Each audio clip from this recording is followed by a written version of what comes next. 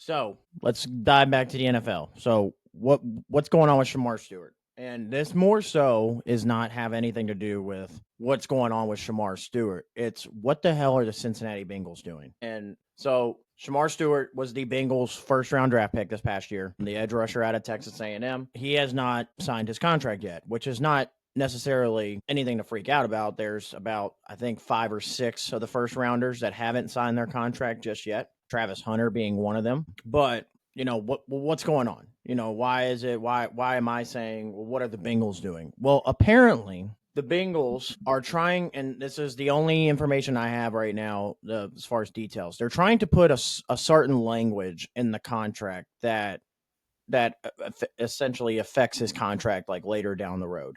And so the way NBC Sports, they put it out here. They said the Bengals and Stewart are haggling over language regarding potential voiding of his future guarantees. The Bengals want to include a phrase that causes a default in the current year to trigger a default in all the remaining years. The problem is, and why I don't blame Shemar Stewart for not signing his contract just yet, is this language was not put in Armarius Mims' contract, who was the Bengals' first-round draft pick last year. And he was selected one spot below Shemar Stewart. Last year, he was taken 18th, Shemar Stewart taken 17th. This language was not put in Jamar Chase's new contract when he just signed this past season, or T. Higgins, who just signed one this offseason. So why all of a sudden are we wanting to put different language in a contract for a player? And this is a completely terrible look for the Cincinnati Bengals. I mean, what are we doing? You've already got the contract disputes going on with Trey Hendrickson. And first of all, the Bengals are well known for not wanting to pay their people to begin with.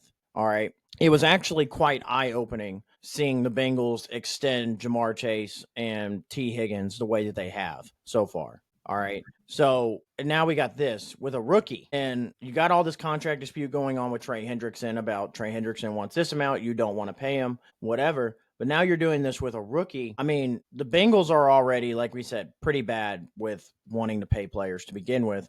But if you don't think players for, potential future free agents, people like Joe Burrow and then Jamar Chase, when their contract does end up, like if you think they're not, and people just in the locker room in general, if you think they're not watching this happen with a rookie and taking notes and going, maybe we just won't re-sign when our contracts are done and we're just going to get the hell up out of here. Like, I don't understand what Cincinnati's issue is with contracts.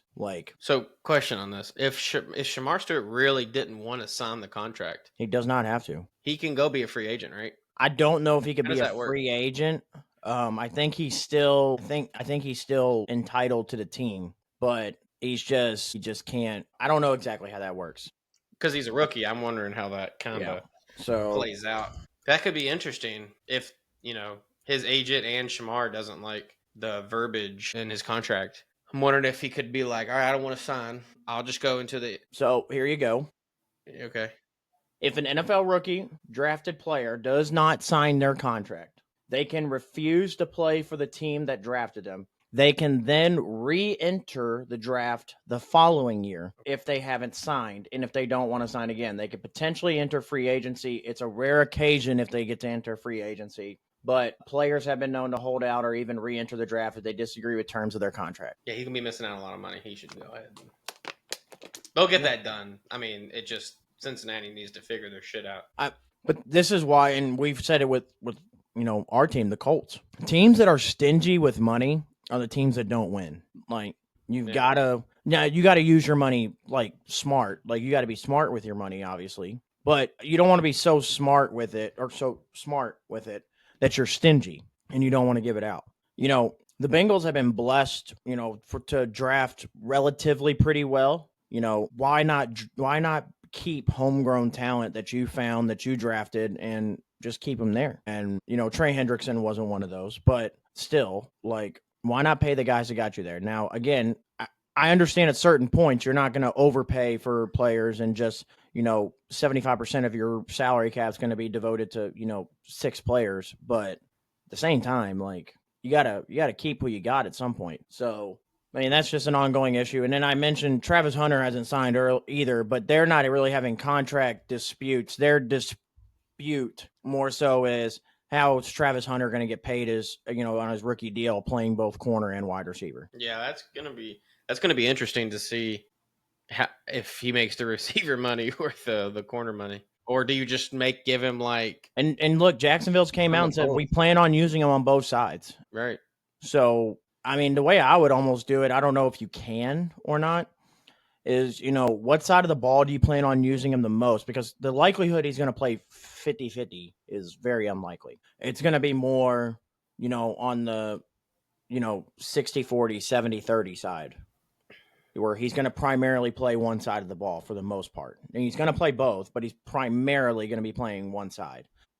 I would just take okay, listen, this, you're only going to play this amount of a percentage at, let's just say they go, you're primarily going to be a corner. You're only going to play, this percentage of a wide receiver. So we'll give you this percentage of what a wide receiver would make added on to, or, maybe not added on, but figure it out, within, there's got to be a way. But this was also, this has also been a big dispute with running back specifically with pass catching and running. Right. But we've never seen the flip side of this of defense and offense. So I'm wondering if they could, contracts can be written and in pretty much in any way, shape, or form. I mean, words can be put on paper in pretty unique ways. So I think they could make this work. But I'm wondering if they could do something like where, because they get paid, I think they get paid weekly, like per game. I'm wondering if they say, all right, you were 70% corner, 30% receiver this game. You make like a certain that percentage on your paycheck. For that here's 70% of what a corner would make and 30% of what a wide receiver would make. I mean, yeah, because they have to sign a certain year contract like for the years, right? But there can be verbiage in there to say based on your percentages, it can be. Yeah, here's this, and then maybe we can make some up in like a signing bonus or something like that. So contracts get pretty tricky. I'd be really curious to see what a real NFL contract looks like.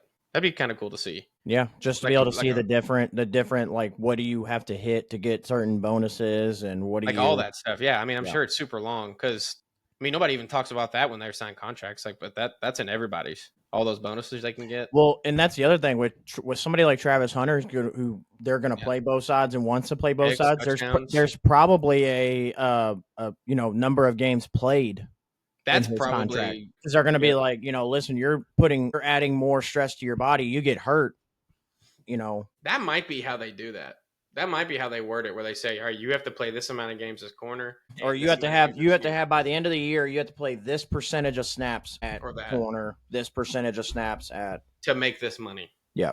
I mean, yeah, could be. Because like one game, they'd be like, well, we're going to just play me at corner.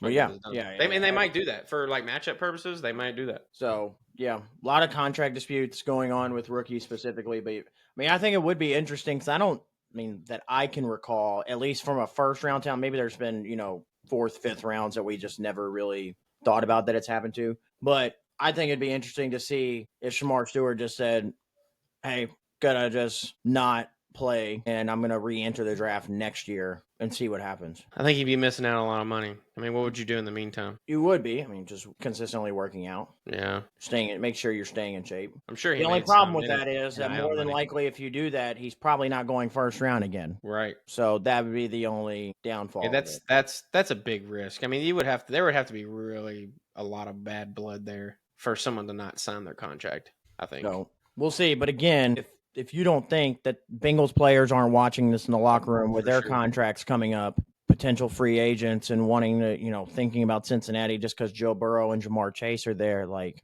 brother, they're having contract disputes with rookies. What do you think they're going to do with me? So yeah,